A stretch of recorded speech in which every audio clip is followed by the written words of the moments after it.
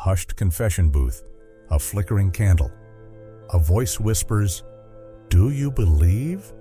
Not in love, not in God, in obedience. Welcome to the Inquisition, not a battlefield, but a cathedral of silence, where terror moved not with the roar of armies, but with the creak of wood and the hiss of a hot iron. This was no age of chaos, it was precision by design. Behind velvet drapes and marble altars, a system thrived, one built on the architecture of fear. Here, guilt required no proof. Suspicion was a sentence. Silence? An admission? Torture wasn't punishment, it was performance. Every device, a tool of theology, turned mechanical. Every scream, a hymn of submission. And those who watched? They didn't tremble. They recorded. Iron maidens rumored to embrace sinners. The rack engineered to unspool the body like thread. Wheels that shattered bone with divine geometry. And rats, yes, rats, unleashed to do what sermons could not. But this story isn't just about the pain. It's about the people who built the pain, who cataloged it, perfected it. The Inquisitors wore robes, not armor. They used ink, not blades. Their power wasn't in killing, it was in making you wish they would. So before we open the first cell, ask yourself, what would you confess? If silence meant the wheel, and truth meant the flame? Step into the tribunal of shadows, where history isn't written in books, it's carved into bone. If you've got the spine to walk these halls of horror, type "I'm ready" in the comments. Let the world know you've opened the door to the tribunal. Mark yourself among the few who dare to watch what history tried to bury. Light the flame, like, subscribe, and follow the screams. The Iron Maiden, perhaps one of the most infamous torture devices in the annals of human cruelty, was not originally seen by its creators as a weapon of vengeance or hatred. Instead, it was portrayed by the Inquisitors as an act of divine restraint, a gruesome performance of what they claimed was mercy. To the unknowing eye, it looked like a steel sarcophagus lined with spikes, a clear engine of death. But to those who designed it and wielded its horror, death was never the immediate goal.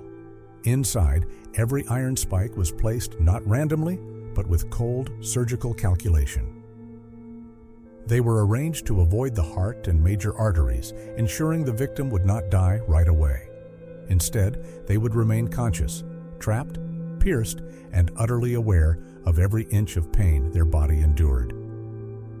The goal was to give the illusion that this suffering was measured and righteous, not chaotic or fueled by sadism. There was a twisted logic at play, spikes that pierced the limbs, the sides, and the shoulders, but missed vital organs, so the person would bleed slowly, writhe silently, and beg loudly. The torment was not meant to be swift or savage. It was engineered to make the victim live in agony, to hover at the edge of death without falling into its relief. In this way, the Iron Maiden became not just a physical coffin, but a psychological one. The metal walls shut out the light and sound, plunging the captive into a cold, soundless abyss, interrupted only by their own cries and the seeping pain from wounds that would not kill, but would never stop hurting. The Inquisitors, cloaked in the authority of faith, did not see themselves as executioners. They imagined themselves as instruments of divine order. To them, the Iron Maiden wasn't a punishment. It was a chance for the soul to reflect, to break, to surrender. They believed that in the slow, unbearable silence of the maiden, a heretic might abandon their sins, plead for forgiveness, and come crawling back to spiritual obedience, just in time for their final breath. The victim was given time to think, time to hurt, time to believe. But none of it was a gift. It was a controlled descent into hopelessness. And this illusion of mercy, this idea that not killing someone outright was somehow noble, was the true horror. It wasn't rage that built the Iron Maiden. It was a cold, unshakable belief that pain could purify. This was not a crime of passion. It was piety turned mechanical. It was a ritual in metal, where salvation was held just beyond reach, and suffering became the medium through which souls were sculpted into obedience. The Iron Maiden whispered that your life was being spared, even as your flesh was torn in calculated silence. Its cruelest trick was not in how it hurt the body, but how it made the agony seem righteous. The ultimate cruelty was in its restraint. You were not meant to die quickly. You were meant to live long enough to want it. The strappato was not a weapon designed to spill blood. It was crafted to dismantle the body with dignity, silence, and calculation. Unlike the overt brutality of blades or fire, the strappato whispered its violence through physics. Victims were bound at the wrists behind their backs, an unnatural and agonizing position that pulled the shoulder blades together and left the arms twisted in helpless restraint. Then, with ritual precision, they were hoisted into the air by a rope threaded through a high pulley. As the rope tightened, it did not slice or puncture, but pulled upward relentlessly until the victim was lifted from the ground, left to hang with the full weight of their body, dragging their arms backward. This upward pull was slow, deliberate. The inquisitors were never in a hurry. Pain, here, was patient. At first, the shoulders strained, then the sockets began to stretch. Cartilage tore, muscles trembled, but still the silence held. The room did not echo with the familiar chaos of torture. There was no steel on bone, no flames crackling, only rope against pulley and the tightening of breath in the victim's throat. It was the kind of suffering that didn't need screams. It created its own language.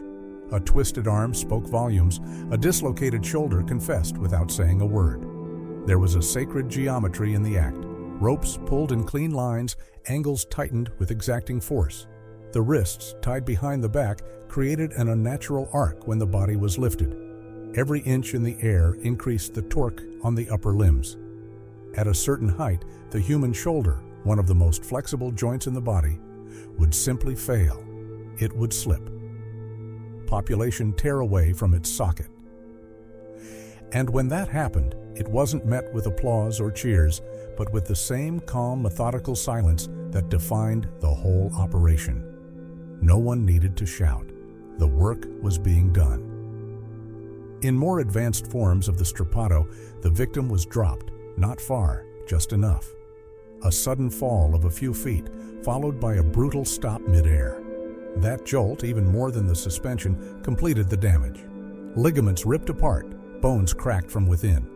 Yet it all remained strangely quiet. This was not torture for spectacle, it was ritual. Pain became architecture. It had structure, height, tension, and a terrible stillness. The use of silence was intentional. In a world where most tortures screamed for attention, the strappato demanded reverence. It turned suffering into something sacred, or so the inquisitors claimed. There was a twisted poetry in the process. Victims rose like a prayer, their bodies lifted toward heaven in a position that mocked surrender. But then they came down like a curse, crashing under the weight of invisible hands. There was no fire, no iron, no flood of blood, just rope and the slow collapse of the human frame. What made the strappato especially cruel was that it left few external marks. A person could survive the ordeal and appear relatively untouched. But inside, the damage was deep. Separated shoulders, torn rotator cuffs, fractured tendons. The pain would remain for weeks, even months. The body remembered even when the skin forgot. And in that way, the strappato succeeded where many other devices failed. It did not just hurt, it haunted. Its silence followed the victim long after the rope had been cut. The rack was not built for speed. It was built for control, slow, mechanical, exact. A rectangular wooden frame, it looked almost simple. 2 rollers, one at the head, another at the feet, connected by ropes that pulled in opposite directions. A victim would be tied down, wrists bound at one end, ankles at the other. Then the crank would begin. It wasn't rushed. That was never the point. Each turn was deliberate. Each click of the mechanism stretched the body just a little more. The rack didn't tear a person apart like a beast might. It stretched them carefully, like a craftsman working raw material. What made the rack so horrifying was not just the pain, but its slow, logical pace. The body has limits. Muscles can stretch, tendons can give, bones can take pressure, but only to a point. The rack was designed to find that point with unnatural precision. At first, the tension pulled against resistance. The victim would groan, muscles would tremble, but nothing would break. Then, with each further turn, the resistance began to thin. Ligaments, those fibrous bands that hold bone to bone, started to pull apart. Not snap like twigs, but peel, like fibers separating in a soaked rope. The body didn't explode, it unraveled. The joints too were targets. A shoulder, a hip, a knee, each one held together by structure and tension. But under the rack's force, those structures gave way. Joints didn't shatter, they dislocated. Slowly. A shoulder would roll out of its socket. The elbow would slip free. Ankles turned at unnatural angles.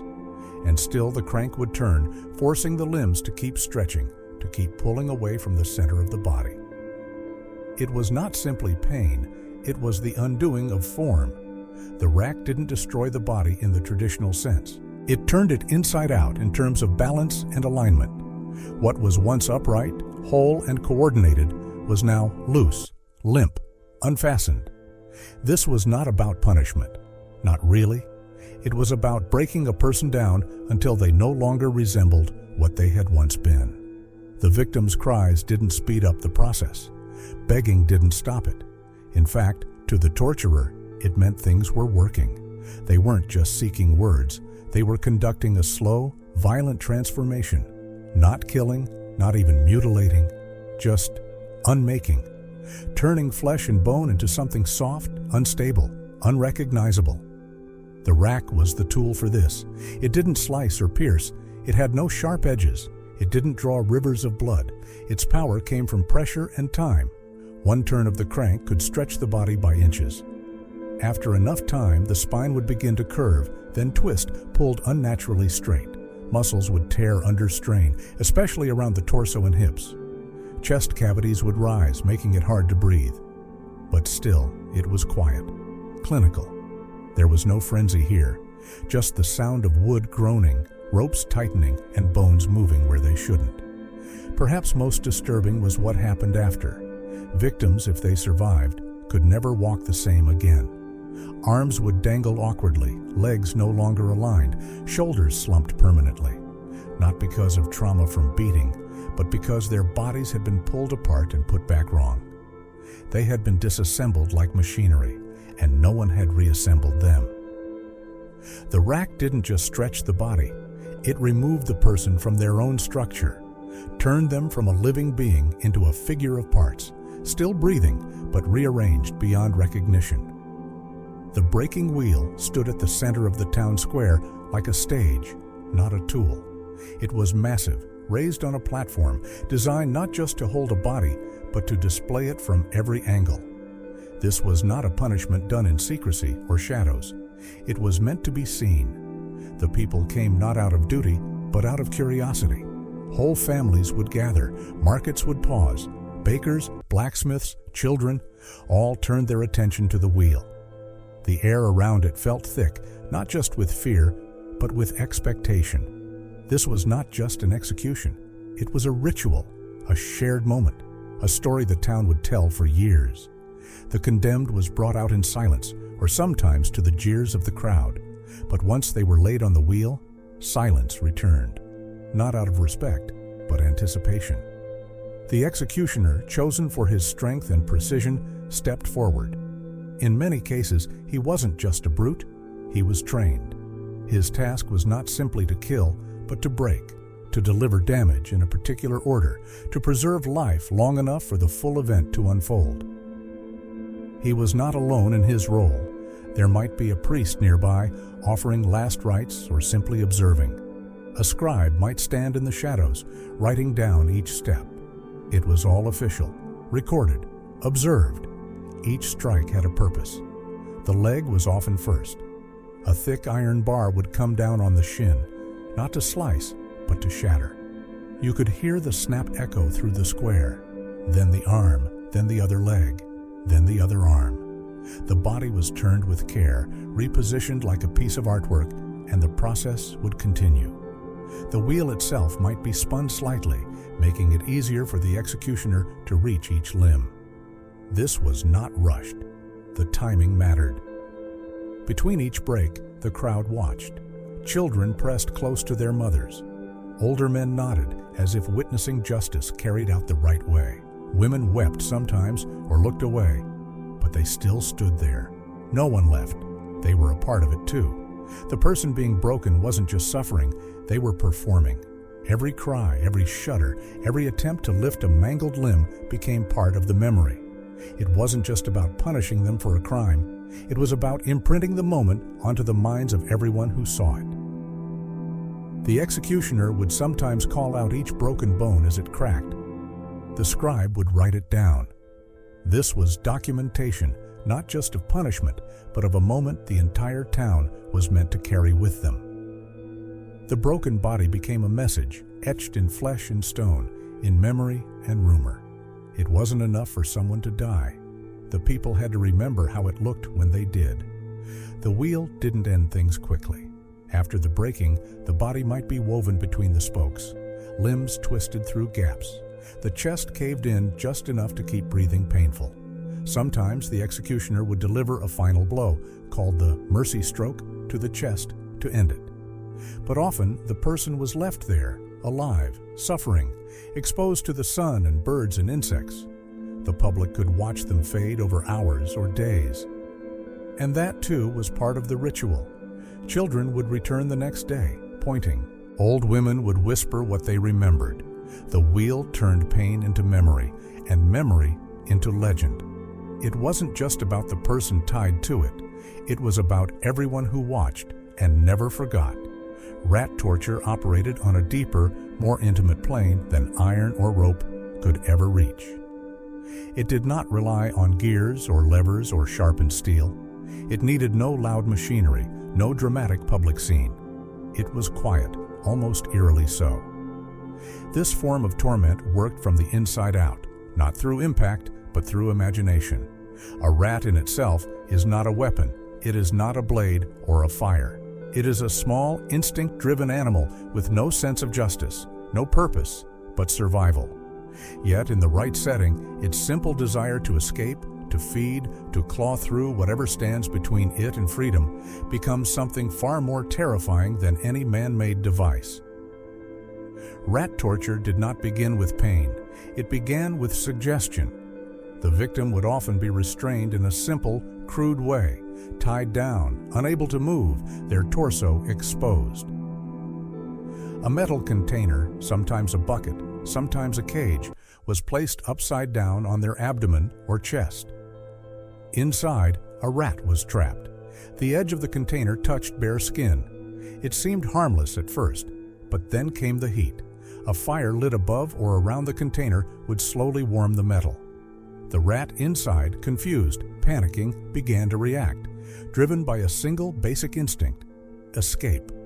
And there was only one direction to go: downward, toward flesh, toward warmth, toward the soft resistance of skin that, to the rat, meant a tunnel to safety. The scratching began, light at first, then frantic, then savage. But long before claws pierced skin, the true torture had already begun. The moment the fire was lit, the victim's mind started working faster than the rat ever could. The idea of what was coming, the certainty that something wild and alive was going to enter their body, created a mental spiral far more intense than any immediate blow could. Panic did not rise slowly. It exploded. Breathing became erratic, muscles tensed. The mind turned against itself, spinning endless visions of what might happen next. Would the rat bite through muscle? Would it reach bone? Would it stop once it entered the body? Or would it keep going? These weren't fantasies. They were possibilities, ones the victim could feel approaching with every second the metal grew hotter. No one touched the victim after the fire was set. That was part of the cruelty. There was no second person causing harm, no weapon being wielded, just time, temperature, and terror. That lack of direct violence made it worse. With other tortures, you could focus your rage, your fear, your desperation on the torturer. But here, there was nothing to fight, nothing to plead with. The rat could not be reasoned with. It did not care about innocence or confession. It didn't even know it was torturing anyone.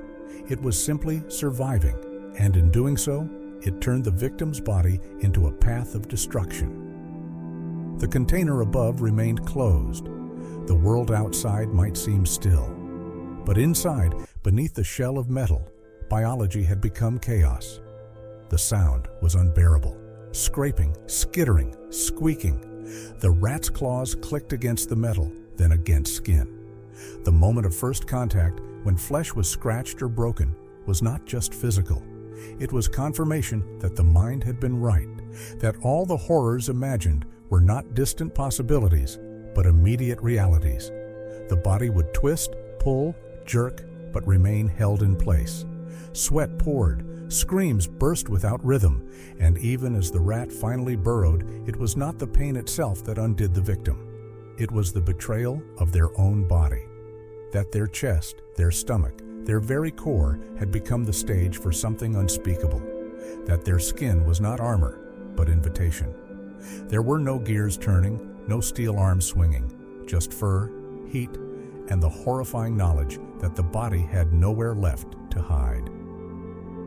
The garrote stood apart in the long history of execution, not for its horror, but for its restraint. Unlike the shrieks of flaying or the frenzy of crowds around a wheel, the garrote offered death in a quieter, more deliberate form. It was a method designed not to entertain, but to conclude. It required no public bloodletting, no violent spectacle. Instead, it sat in a corner of history like a dark velvet curtain, soft to the eye, but hiding something final behind it. Its victims were often not rebels or thieves, but people of rank. Nobles, clergy, high-born women, those who were not to be dragged or broken in the public square.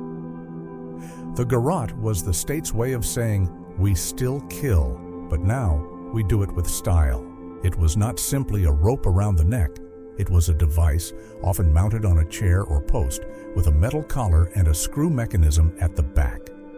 The condemned would be seated, clothed, composed, often silent. There were no screams before the act, no thrashing, just a tightening, a turn of the crank that pressed the metal collar inward. The neck did not snap like in a hanging. Instead, pressure was applied slowly, compressing the throat, collapsing the windpipe, sometimes crushing vertebrae. It was strangulation, but not the desperate, sweaty struggle of a brawl. It was controlled, deliberate, and that control is what made it terrifying, because the garrote didn't kill in panic. It killed in silence. The executioner, often trained in the technique, turned the screw not with anger, but with timing. One turn, pause. Another, pause. The breath of the condemned shortened with each rotation, their face tightening, their chest rising less each time. They rarely shouted. There was little air left for that. Sometimes there was no sound at all, just the gentle click of the mechanism as metal met flesh and bone with mechanical certainty. In that sound, that small, final movement, lay all the elegance and horror of the device. Its power came from that stillness. A blade can be theatrical, fire can be dramatic. But the garrote offered no chaos. It offered only ending. And for many, that was far worse. It gave the illusion of dignity while removing control entirely. The condemned might sit tall in the chair, hands tied, but their poise only emphasized the inevitability. There was no struggle to distract them, no sharp flash of steel to fear. Just the tightening, just the knowledge that the world was shrinking around their throat inch by inch, and nothing, no title, no prayer, could interrupt the quiet procedure that had begun. This method of death appealed to courts and kings not just for its cleanliness, but for its message. It said, power does not need to shout. It does not need fire or crowds. It only needs a chair, a screw, and someone to turn it. In the age of garrotes, cruelty became clothed in discipline. Executions were not denied, but refined. One did not butcher a bishop or humiliate a queen. Instead, one simply removed them, as one might close a book or extinguish a candle. The click of the garrote screw became a new kind of final word, one without scream or echo, yet impossible to ignore. For the condemned, the final seconds were not marked by violence, but by stillness. There was no running, no gasping crowd, no sudden drop. Just the cold press of the collar, the tightening breath, the encroaching blackness. Their death was not shouted into the world, it was whispered into their spine, and in that whisper lived the full weight of the garrote's purpose, not to make a scene, but to make an end. The mind of the Inquisitor was not driven by chaos or cruelty in the way we often imagine torturers to be. It was ruled by structure, devotion, and a terrifying sense of purpose. The Inquisitor did not raise his voice or strike in fury. He did not operate from hate. Instead, he believed he was doing holy work, that each cry he pulled from a prisoner was not a symptom of harm, but a signal of progress. Pain, to him, was not a punishment. It was a tool, a language by which the soul might be corrected, reshaped, or saved. And like all languages, it had rules. The Inquisitor studied those rules. He refined them. He documented every flicker of fear, every shiver in the voice, every threshold of agony, because he believed that behind those moments lived spiritual truth. He was not emotional. That was the most unsettling part. He approached his work as a scholar might, with patience and precision. He logged sessions in books, noting when a prisoner began to waver, when they cried out a name, when silence turned to sobbing, and when resistance finally broke. Each moment was dated, measured, and categorized, not for cruelty's sake, but because to him, the soul's journey toward obedience was worth recording. Faith guided his hand, but reason shaped his methods. He did not believe he was hurting you. He believed he was saving you, and that belief made him relentless. His chambers were not filled with shouting. They were filled with questions, questions repeated, rearranged, layered with prayer. He wore not rage on his face, but calm. He might even speak gently as your body trembled. He might offer water, speak of God's mercy, quote scripture. But behind his eyes was calculation. Every reaction you gave became data. Every plea was weighed. He wasn't listening for guilt. He was listening for surrender, for confession, for the break. Because in his mind, that moment of breaking wasn't the end, it was the beginning of purification. There was no thrill in what he did. That's what made it so chilling. He took no visible pleasure in suffering. He didn't gloat. He didn't boast. He observed. He listened. He adjusted. Like a craftsman, he refined his process. He compared your reaction to the last prisoner's. He changed timing, changed tone, changed scripture. He believed in results, and he believed those results had eternal stakes. Your pain, to him, was not flesh. It was proof. And if you confessed, it was a victory not for the court, but for your soul. This was engineering, not violence. The Inquisitor saw his methods as a bridge between sin and redemption. If he had to walk you through fire to bring you to light, then he would. And he would do so methodically, cleanly, without malice. It was not the scream he wanted. It was what came after. The silence, the nod, the submission. And in those final moments, when you could no longer resist, he did not cheer. He made a note in your file. Perhaps he prayed. Perhaps he thanked God for guiding you back. But what mattered most was that the system had worked. The formula was intact. Your will had been unraveled not by rage, but by something colder and harder, a deep, unwavering belief in obedience as the highest mercy. In his eyes, every session was a step toward order. Every bruised truth was a soul untangled. Every shaking breath a kind of sacred lesson. He never said he enjoyed it. He said he was faithful, that he was chosen, that he was careful. And so he watched you tremble, not with joy, but with the quiet satisfaction of a man who believed that behind your pain, God was finally speaking. In the world of interrogation through torment, the goal was never discovery, it was confirmation. The script was already written before the first question was asked. Names, events, sins, conspiracies, all of it laid out like a puzzle, waiting for the final pieces. The prisoner was just a voice, and under the unbearable weight of pain, fear, and confusion, that voice would eventually echo back whatever the torturer required. This was not about learning something new. It was about fitting reality into a frame that had already been nailed to the wall. And the broken person in the chair, trembling and desperate, would eventually agree to anything just to make the hurt stop. In that moment, what was real didn't matter, only what was useful. False confessions were not accidents. They were designed outcomes. Every press of the iron, every turn of the screw, every hour spent sleepless and watched and whispered to, it wasn't just pain, it was programming. When the body is under extreme stress, the mind begins to twist. Doubt creeps in, memory becomes foggy, certainty dissolves. Even the things you know you never did begin to feel like shadows you can no longer trust. Maybe you did say that. Maybe you did go there. Maybe you did meet that person. If they say you did, and they won't stop until you say so too, then maybe it's true. And if it isn't, if you know with all your heart that it isn't, then maybe it still doesn't matter. Because your heart won't survive another day in this room. The people who confessed under torture didn't give up secrets. They gave up themselves. Their stories stopped being their own. They became vessels for the narrative chosen by those in power. Words were not spoken. They were extracted, crafted not by honesty, but by agony. When the questions came, they weren't meant to be answered. They were meant to be obeyed. The torturer wasn't interested in what really happened. He already had a picture in his head. All he needed was your voice to color it in. And so, the victim stopped resisting the facts and started assembling the ones required of them. They weren't telling their truth. They were building someone else's version of it, piece by piece, under the crushing pressure of survival. Over time, many victims began to blur the line between what they had said and what they had believed.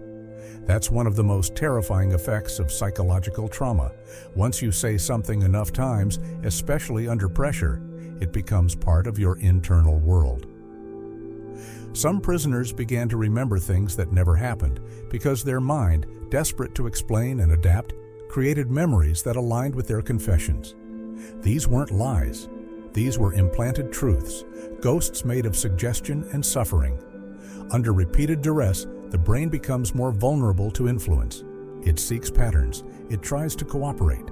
That's not weakness. It's human instinct, an attempt to survive by adapting to the new, terrifying reality where only one story is allowed. This was how power sustained itself, not just by breaking bodies, but by shaping stories. The state, the church, the judge, they didn't want facts. They wanted control. And control came easiest when people stopped speaking for themselves and started repeating what they were told. Every false confession was a brick in the wall of obedience. Every altered memory, a nail in the coffin of resistance. In this world, truth wasn't something you found. It was something you were handed and beaten into accepting.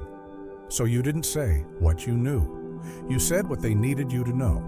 And once you said it enough, you might start to believe it yourself. Some machines did not need to drip with blood to be remembered.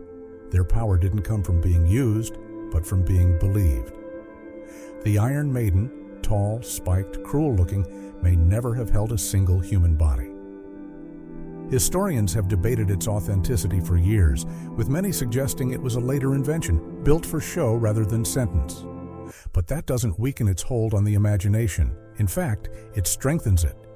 Because it wasn't pain that made it terrifying, it was the idea of pain. It was the silence of a metal shell waiting for flesh. The horror was in the mind, not the chamber.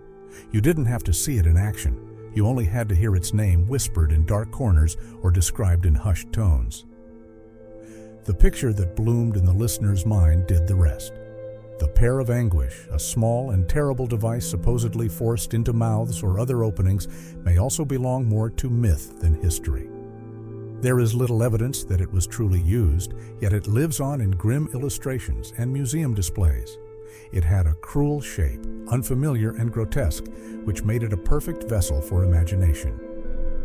People didn't need a demonstration, they only needed the description. That was enough. That tiny flower-shaped tool could blossom into infinite terror because it allowed the mind to do what it does best when afraid: exaggerate. Suffering didn't have to be proven, it only had to be possible. And once people believed it was possible, that belief took on its own truth.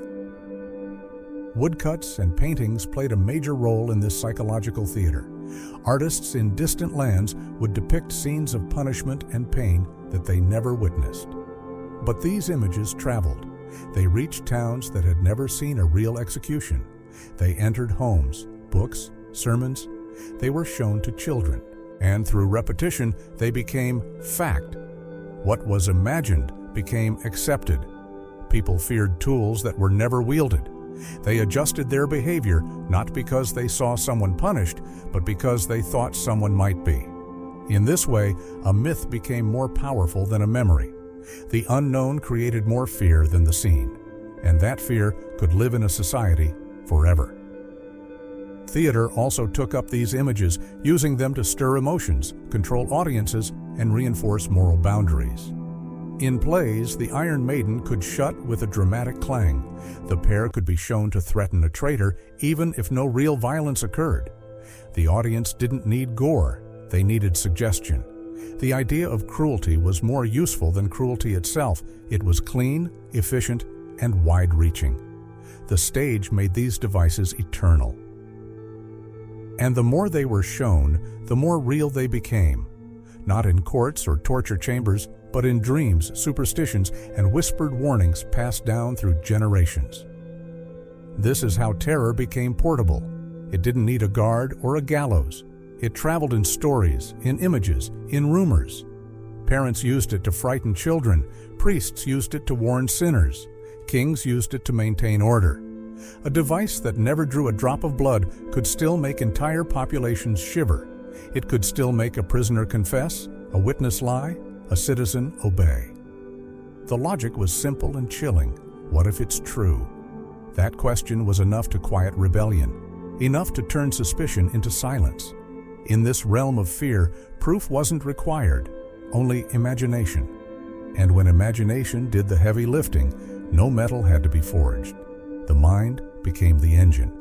And sometimes, the most efficient engine of pain is one that never needed to run at all. The machines of the past may have rusted away, but their logic has not. What once had gears and iron now has folders and policies. The punishment no longer drips with blood, but with time, silence, and pressure. In modern systems, prisons, courts, even classrooms, the old devices echo, not in shape, but in purpose. Control has simply changed its costume. Instead of public torment, there is quiet compliance. Instead of chains, there are deadlines, labels, and surveillance. The brutality has gone cold, but not disappeared. It has become processed. It wears a uniform, signs a form, and files the pain under procedure.